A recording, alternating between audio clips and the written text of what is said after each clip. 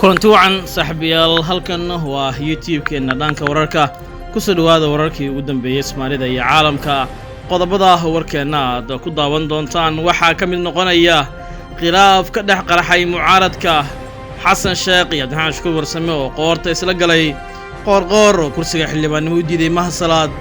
iyo wararkii ugu dambeeyay guud ahaan xaaladda dalka ayaan ku eegaynaa warkeena balse marka hore saaxiibayaal u diyaar garooba qodobada hordhaca warka aad daawateen oo dhammaystiran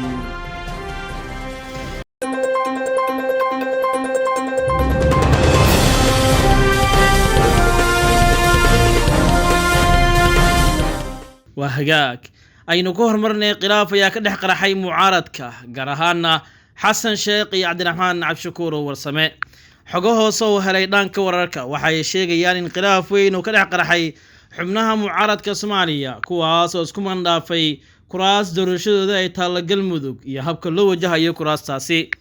loolan weyn oo culus ayaa ka dhex qaraxay mucaaradka kadib markii ay qoorta iskula galeen kuraas la doonayay in tartankooda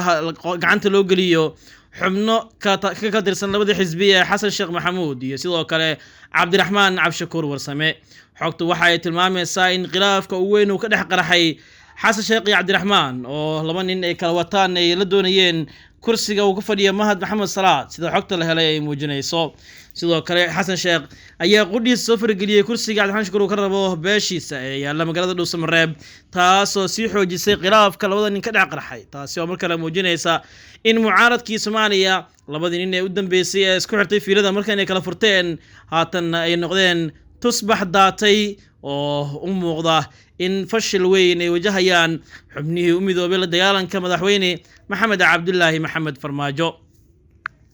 sidoo kale xogtaan helnay waxa ay muujinaysaa in mucaaradka qaarkood ay qoys ku muujiyeen hanaanka doorashooyinka ee dalka isla markaana gool horeba ay ka niyajabeen habka wax loo maareynayo iyo kuraas tartankooda yaallo dowlad goboleedyada dalkan Soomaaliya oo si weyn loogu adkeenayo gorodda ay hadda iskula jiraan waxa ay isku mandhaafeen kuraas doorasho khilaaf weyn ka dhex qarxay sidaasi waxa inoo sheegay mid ka mid ah saraakiisha ka agdhow Cabdiraxmaan Shukuur Warsame oo la hadlay dhanka wararka isagoo sheegay in hadda xaalad cakaran ay wajahayaan xubnihii mucaaradka ahaa isla mar ahaantaana ay aad ugu adkaatay in ay ku heshiiyaan doorashooyinka dalkan Soomaaliya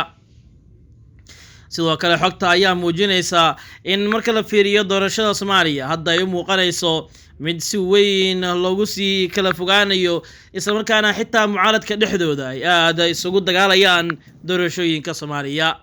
loolanka doorashada ee socda ayaa waxa uu sidoo kale saameyn ku yeeshay dhismihii kudladda musharaxiinta mucaaradka ay ku mideysnaayeen taasoo hadda u muuqatay in nin kasta gooni u cararayo dhankiisana wax ka raadsanayo marka la eego Shariif Sheekh Axmed iyo Xasan Cali Khayre oo goor hore isaga baxay mucaaradka haddana waxaa sii kala cararay Cabdiraxmaan Sheekh Maxamuud oo gutunka weynaa waxaana goor hore quus muujiyay Cabdikariin Guuleed iyo siyaasiyiin kale oo xisbiga ka tirsan oo ka mid yahay Daahir Maxamuud Geelle waxaana hadda ay u muuqataa in mucaaradka Soomaaliya ay si weyn ugu fashilmayaan hanaanka doorashooyinka ee dalka isla markaana goor hore istiqaalada ay iska wareejiyeen waxaana dagaalka Cabdiraxmaan iyo sidoo kale Xasan Sheekh oo banaanka u soo baxay kadib markii si weyn loogu loolamay kuraasta Galmudug oo Xasan Cali Khayre iyo Maxamed Cabdullaahi Farmaajo xubno ay ka heleen balse Shariif dhankiisa iyo Xasan Sheekh iyo Cabdiraxmaan ayaa hadda raadinaya in kuraas xildhibaan ay ka helaan deegaanada maamulka Galmudug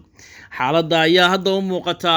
in haddii sidan uga socoto gabi ahaan burburi doono kudladii ay mucaarad ku mideysnaayeen kuwaas markii hore ku heshiiyey la dirarka Maxamed Cabdullaahi Maxamed Farmaajo dhinaca kalena qoor ayaa kursiga xildhibaannimo u diiday Mahasalaad iyadoo warar kala duwan ay ka soo baxayaan xilli madaxweynaha maamulka Galmudug Axmed Cabdi Kaariyo qoor uu dib ugu laabtay magaalada Dhuusamareeb ee caasimadda Galmudug lana filayo in dhawaan halkaas ay ka dhacdo doorashada kuraas ka mid ah golaha shacabka ee baarlamaanka Soomaaliya ayaa waxaa la soo sheegayaa in Cabdiraxmaan waa qoorqoore uu kursiga u diiday Mahad Maxamed Salaad isla markaana si cad ugu sheegay in kursigaas tartan uusan u gari doonin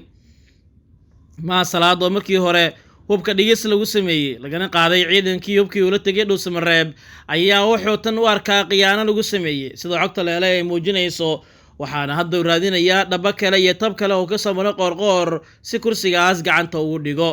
hase yeeshee madaxweyne qoorqoor oo cadaadis weyn uu ka saaran yahay dhanka villa Soomaaliya ayaa ku adkaystay in gebi ahaanba hawada uu ku cuno Mahad Maxamed Salaad kadib markii villada ay dalbateen booska isaga laga takhaluso oo booskiisa shakhsi kale oo bedela villada ay keensan doonto.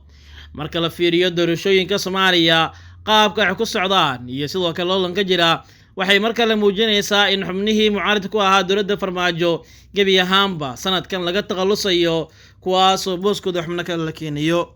rajada ugu weyn ee kursiga xildhibaannimo ee hadda Mahad Salaad uu ku fadhiyo ayaa waxaa gacanta ku haysta Cali Yare Cali isla markaana doonaya in kursigaas gebi ahaantiisba uu qaato.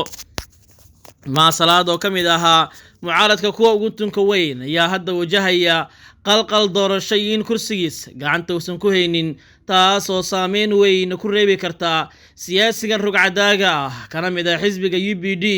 ee uu hogaamiyo Xasan Sheekh Maxamuud ee Damul Jadiid. madaxweyne Qoorqoor ayaa sidoo kale xubno kamid ah mucaaradka u sheegay in wax kuraasa uusan u saari doonin isla markaana waxaa jira heshiis hoose oo dhex maray Maxamed Cabdi Kaariye Qoorqoor iyo Maxamed Cabdilaahi Maxamed Farmaajo.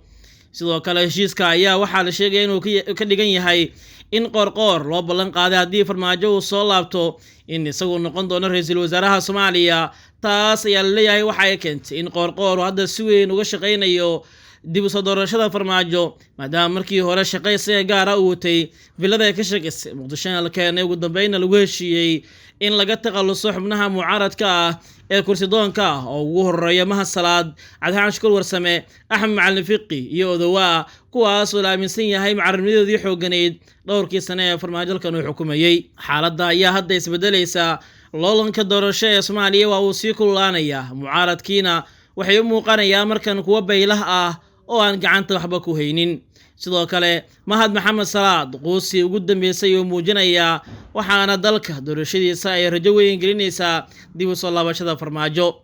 wararkii ugu dambeeyay ee doorashooyinka Soomaaliyana waxay sheegayaan in doorashada dalkan Soomaaliya ay hadda si dar leh ku socotay isla markaana inta aan la gaarin kahor 15 Febraayo lagu soo gabagabeyn doono marka laga reebo Puntland iyo Jubbaland oo cagajiid weyn oo ka muuqdo kuraas yar oo doorashada qabtay inta kalena weli aan dooran. waxa ay qiimeyn ku wadaan doorashooyinka dowlad goboleedyada Koonfur Galbeed, Galmudug iyo Hirshabelle markaas ayaa la sheegay in iyaga dhankooda ay dooran doonaan ama ay dhameystiri doonaan doorashada kuraasta ku aasan Puntland iyo Jubbaland.